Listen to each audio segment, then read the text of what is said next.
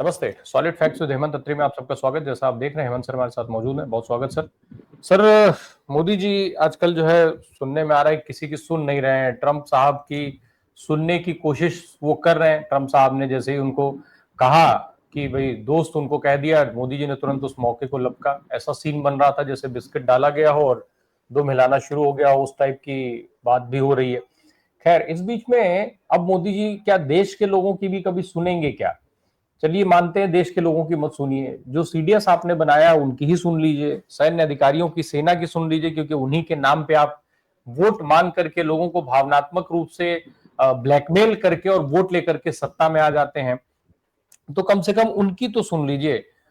एक वो एक तरफ जहां मोदी जी चीन के साथ पींगे बढ़ा रहे हैं, उसी मंच पर पाकिस्तान भी है, और दूसरी तरफ सीडीएस साहब कह रहे हैं कि चीन सबसे बड़ा सरदर्द है। सुन लीजिए जरा क्या कह रहे हैं, फिर मैं सवाल लेकर के आता हूँ। सुनाइए। के स्वरूप में आती हैं।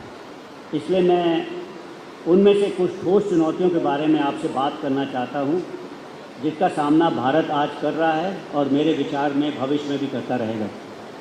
और इसमें सबसे पहली चुनौती जो है वो सीमा विवाद के बारे में है, जिसके कारण जो है भारत में जब से हम आज़ादी मिली है तब से लेकर के काफ़ी सारी जो हैं लड़ाइयाँ, 47 की, 62 की, 65 की, ये लड़ाइयाँ जो हैं इसी का परिणाम है। और इसमें भी मैं ये चीन के साथ जो हमारा सीमा विवाद है उसको मैं मुख्य मानता हूँ। और ये जो असुलझा सीमा विवाद चीन के साथ है उसे मैं सबसे बड़ी चुनौती मानता हूँ। सर, मोदी जी ये कह रहे हैं कि चीन, माफ कीजिएगा, जो सीडीएस साहब कह रहे हैं कि चीन के साथ सीमा विवाद सबसे बड़ी समस्या है और अभी नहीं, भविष्य में भी भारत इसको फेस करता रहेगा। अब सवाल ये है कि क्या मोदी जी को ये बात समझ में नहीं आ रही है? मोदी जी चीन के साथ अपनी जो है वो दोस्ती बढ़ाने में लगे हैं। उसी दोस्ती के लिए नेहरू को हमेशा कोसा जाता है, सदन के अंदर से सदन के बाहर तक। सवाल हर बार चीन के ऊपर उठता है। अभी रिसेंटली सीज फायर जो ऑपरेशन सिंदूर हुआ, जिसको लेके मोदी जी इतना कुछ कह रहे हैं, उस ऑपरेशन सिंदूर में भी साफ तौर पे ये हमारी सेना की तरफ से कहा गया कि दरअसल हम पाकिस्तान से नहीं चीन से लड़ रहे थे। चीन उनको लाइव लाइव जो है वो फीड दे रहा था। ये बात मोदी जी को समझ में नहीं आ रही है। राम प्रकाश जी नमस्कार, आपको सारे दर्शक साथियों को भी। देखिए, सीडीएस साहब ने क्या कहा, अनिल चौहान ने, उन्होंने कहा कि चीन के साथ सीमा विवाद भारत की सबसे बड़ी चुनौती। बिल्कुल ब्लेटेंट, दो टूक शब्दों में। और ये गोरखपुर में बोला, उत्तर प्रदेश के गोरखपुर में, जहां से योगी आदित्यनाथ भी आते। उसके बावजूद अगर सीडीएस इतने क्लियर है तो क्या देश की पॉलिटिकल लीडरशिप क्लियर नहीं है क्या इस मामले में, या कोई कंफ्यूजन? अगर सीडीएस ये कह रहे तो फिर मोदी हो, डोभाल हो, जयशंकर हो, और इवन प्रधानमंत्री के जो भी सारा सिस्टम, इकोसिस्टम है, उनमें से किसी को भी चीन नेताओं और अधिकारियों के साथ जीत में जो बातचीत करते हैं, जो बायलिटरल करते हैं, कहीं पर ये बात क्यों नहीं झलकती?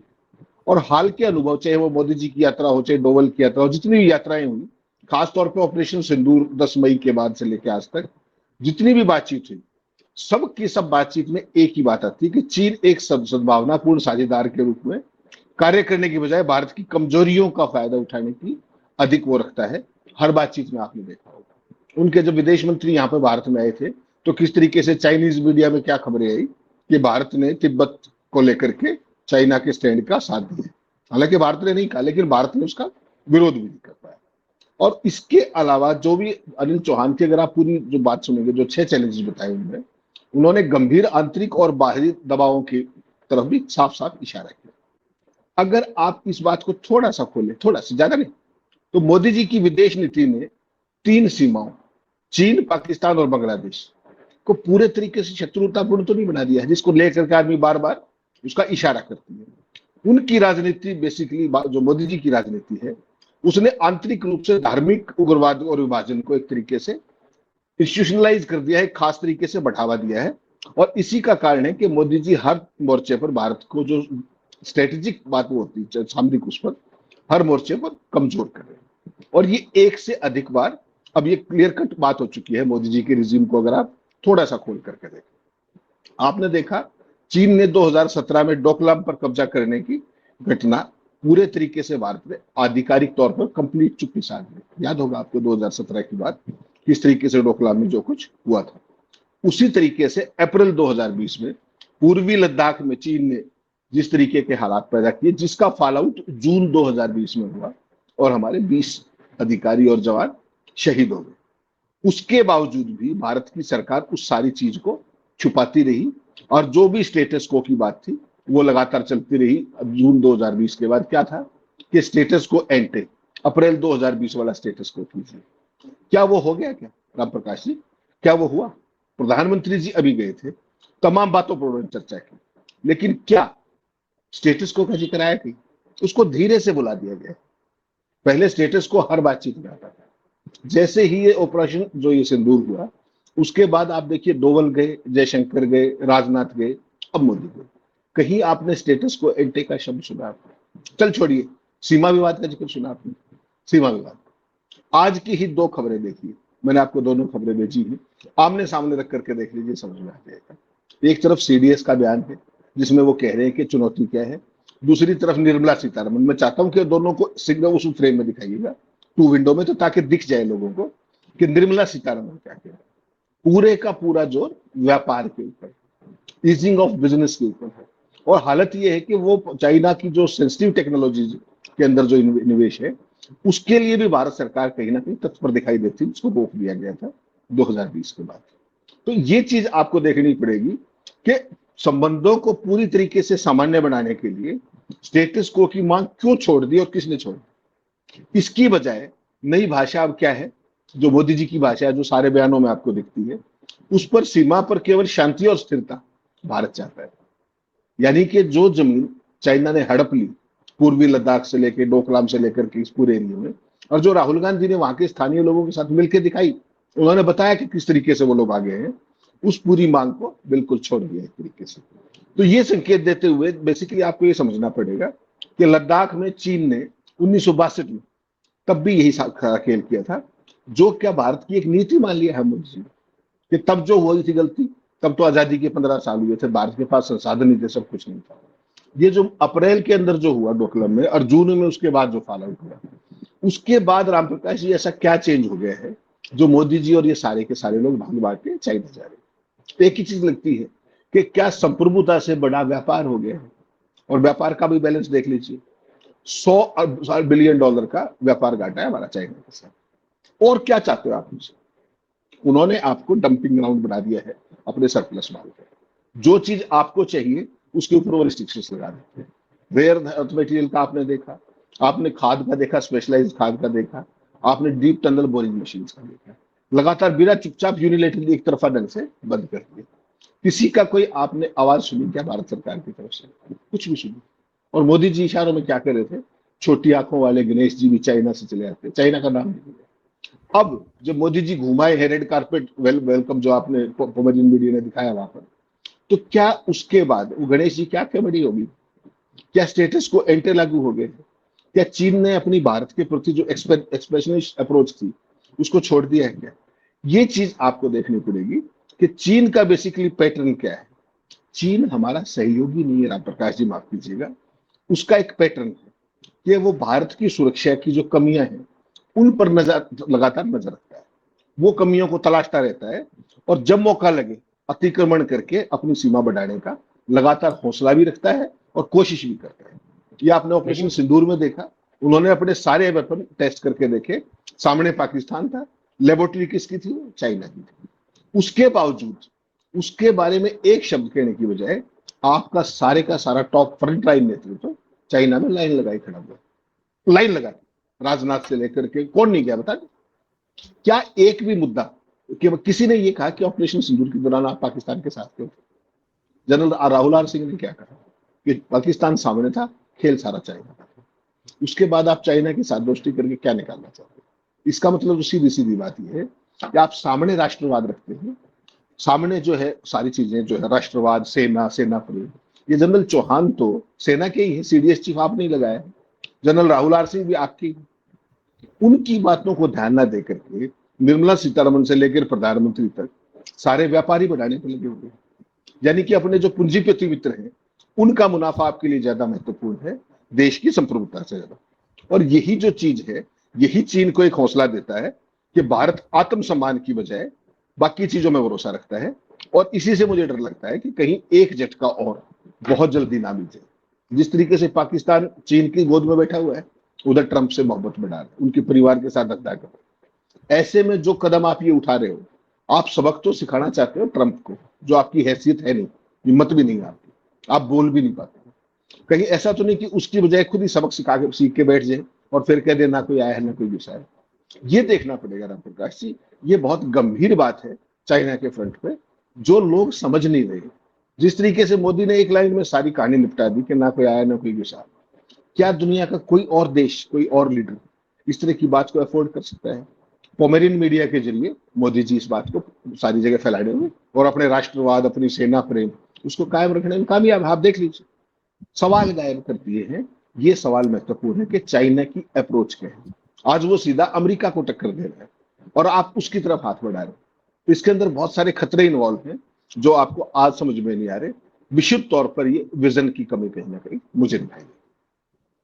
मोदी जी तो पहले ही क्लियर कर चुके हैं कि ना कोई घुसा था ना कोई घुसा है, इत्यादि इत्यादि। तो अब किस मुंह से वो सीमा विवाद की बात करेंगे? पहला सवाल तो सर ये है। दूसरा, भारत और पाकिस्तान की अगर हम बात करें तो भारत और पाकिस्तान में चीन के लिहाज से जरूरी क्या है कि, और जब अभी अभी ऑपरेशन सिंदूर में चीन पूरी तरीके से पाकिस्तान के साथ खड़ा था, और जब हम उसको मित्र बना लेंगे वो और सारी चीजों में साझेदार हो जाएगा, और फिर कल को पाकिस्तान हिमाकत करेगा किसी चीज की और हम पाकिस्तान पे अटैक करते हैं तो फिर चीन जाकर के पाकिस्तान के साथ खड़ा हो जाएगा, तो वो ज्यादा और खतरनाक नहीं हो जाएगा? क्योंकि आपके तमाम राजदार हो, वो राजदार हो जाएगा, साझेदार हो जाएगा। दूसरी तरफ अमेरिका और यूरोप वगैरह जो है वो आपके साथ खड़े नहीं है, अमेरिका आपके साथ खड़ा होने वाला नहीं है जिस तरीके से आज सीन बना हुआ है। राम प्रकाश जी, अमेरिका ने आज तक इतिहास के अंदर अगर इस रीजन में पाकिस्तान को छोड़ दे तो वक्त पड़ने पर किसी की मदद नहीं की है। ये इतिहास की बात है, 1947 से लेकर के आज तक की बात है। अगर उन्होंने कभी मदद की है तो केवल पाकिस्तान की है। वो सफल हो पाए या नहीं हो पाए वो एक अलग सवाल हो सकता है। 1971 का आपका याद होगा, जिस तरीके से निक्सन ने धमकी दी, उसके बाद इंदिरा गांधी ने 2 बांग्लादेश और ये बना दी, वो एक पक्ष अलग है। सवाल केवल इतना है कि जिस तरीके से पाकिस्तान चल रहा है आज की तारीख में, आप तय मान करके चलिए, वो उनका जैसे हमारा कौन था। आप अगर हिस्टोरिकली देखेंगे, हमारा ऑल वेदर फ्रेंड था रशिया। सुख में दुख में, यूएन में, हर जगह, लेटेस्ट वेपनरी में, टेक्नोलॉजी ट्रांसफर में, हर चीज में आंख बंद करके उन्होंने अपना सहयोग किया, हर चीज। आपने क्या किया? जैसे ही मोदी 2014 में आए, वो चाहे अमेरिका की गोद में इस तरीके से जा बैठे कि अमेरिका ने हमें फॉर ग्रांटेड ले लिया कि ये जाएंगे। उसका परिणाम आज देश भुगत रहा है।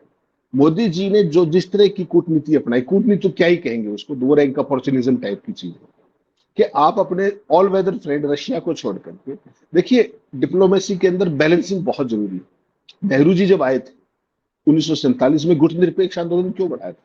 दुनिया की बहुत बहुत बड़ी ताकत थी। क्यों? क्योंकि तमाम देश ऐसे थे जो कोल्ड वार के टाइम में दोनों बीमारियों से बचना चाह रहे थे, इधर से भी उधर से। और उस सारे प्रोसेस में भारत को रूस ज्यादा करीबी दिखाई दिया हर तरीके से, तो वो हम उनके साथ हुए, ओपनली नहीं लेकिन एक टेक्टिकल तौर पर हमारे उसके तमाम तरह के अलायंस हुए। और जब तक हम रशिया के साथ रहे, भारत के साथ ना केवल वर्ल्ड कम्युनिटी खड़ी रही, उसको हर तरीके का सहयोग हुआ। उसके बाद मोदी युग आया, जिस तरीके से वो ट्रंप, अब की बार ट्रंप सरकार और दूसरे देश में जाके दूसरी पार्टियों के लिए वोट मांगना, वहां के राष्ट्रपति की रैलियां कराना, यहाँ पर वहां जाकर अपनी रैलियां करना, उन सारी डिप्लोमेटिक जेस्चर्स को अपने पॉलिटिकल लाभ के लिए प्रयोग करना, ये जो टेंडेंसी थी आज भारत को वो महंगी पड़ गई। ट्रंप जैसा व्यक्ति जो किसी का हो ही नहीं सकता, उनके जितने पुराने दोस्त हैं, आप किसी की किताब पढ़िए, किसी की बाइट सुनिए, किसी का कुछ भी करिए, वो क्या कहते हैं? ट्रंप की एक इनबिल्ट एक चीज है कि वो यूज करते हैं और डिस्कार्ड कर देते हैं।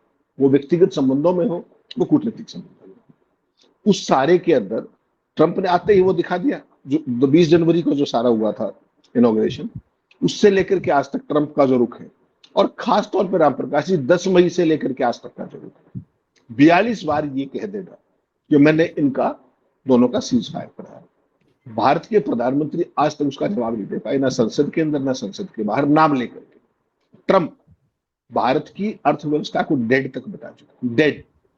ठीक, उसके बावजूद भी ना आप वहां के रहे ना यहाँ के रहे। आपने राष्ट्रपति पुतिन और शहबाज शरीफ की बातचीत सुनी होगी। उस 50 सेकंड की बातचीत में वो क्या कह रहे हैं शहबाज शरीफ? कि हिज एक्सीलेंसी हम आपके साथ संबंध बनाना चाहते हैं, भारत के साथ आपके जो संबंध है हमें उन पर कोई आपत्ति नहीं, लेकिन हम भी मित्रता करना चाहते हैं। वो सारी की सारी चीजें सामने आ रही है। वो एक ओवरट्यूर है पाकिस्तान का रशिया के प्रति, और रशिया लगातार उनके तमाम प्रोजेक्ट्स में मदद भी कर रहा है एक तरीके से। जिसने कभी पाकिस्तान को सुई भी नहीं बेची, आज वो पाकिस्तान के साथ डिप्लोमेटिक एफर्ट बढ़ा रहा है। कारण देखिए आप क्या है, आज से 10 साल पहले तक, 5 साल पहले तक एक ताकत अमेरिका थी, दूसरी ताकत रशिया थी। जब से यूक्रेन का युद्ध शुरू हुआ है राम प्रकाश जी, तब से कहीं ना कहीं रशिया आर्थिक तौर पे थोड़ा सा वीकन हुआ है, सामरिक तौर पे वीकन हुआ है, और कहीं ना कहीं कोई स्वीकार करे या ना करे, भारी मन से चाहे हमें भी करना पड़ेगा कि आज अमेरिका को कोई टक्कर है तो वो चाइना से। तो अप्रत्यक्ष तौर पे रशिया आज चाइना के झंडे के नीचे, ये मानना पड़ेगा। तो जब उसका बॉस चाइना है, तो आप उसके साथ कितनी मदद रशिया से ले पाएंगे इस दौर में? जब जरूरत थी आपको रशिया के साथ खड़े होने की, तब आप जाके ट्रंप की गोदी में जा बैठे, बाइडेन की गोदी में जा बैठे।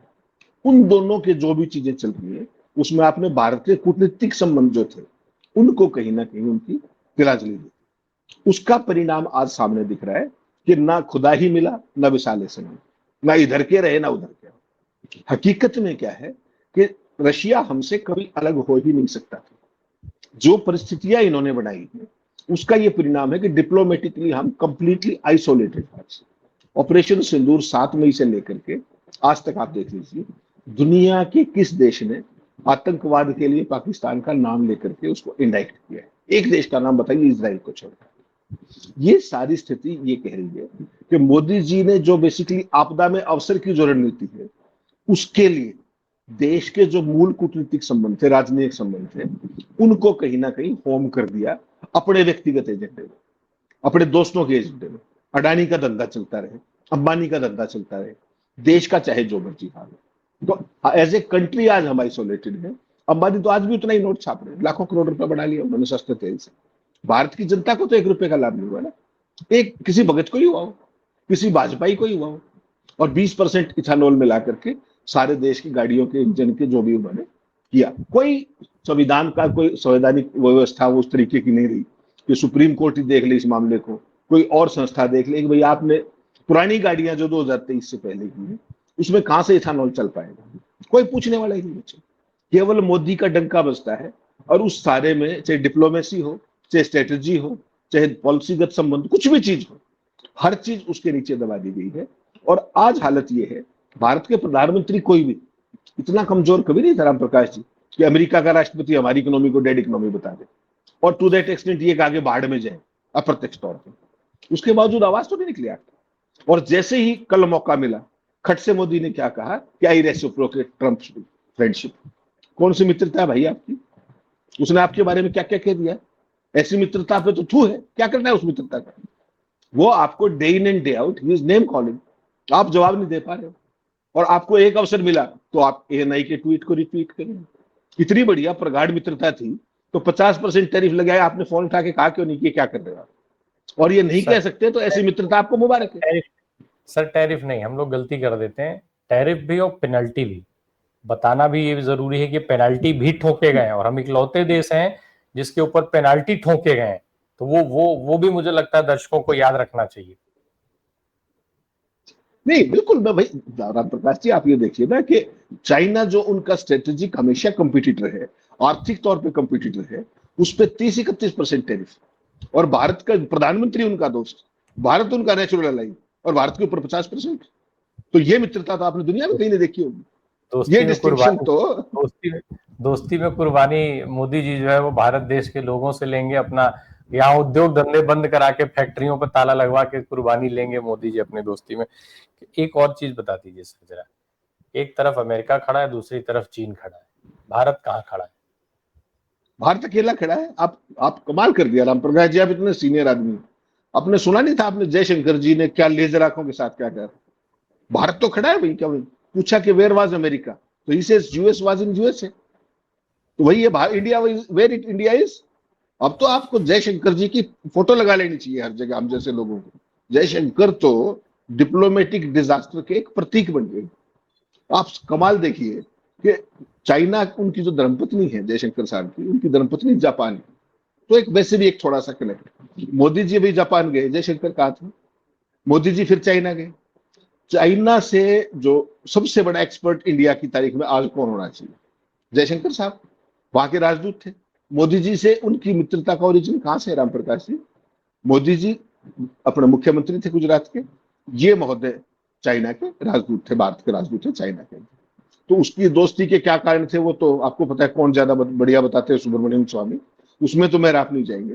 लेकिन वो दोस्ती तब से है, तब से जयशंकर चाइना के बारे में कहीं अधिक जानते हैं। प्रधानमंत्री जी इतने क्रिटिकल मौके पर अभी एससीओ के सम्मेलन में गए, वहां पर उनके साथ सब गए, केवल और केवल जयशंकर नहीं गए।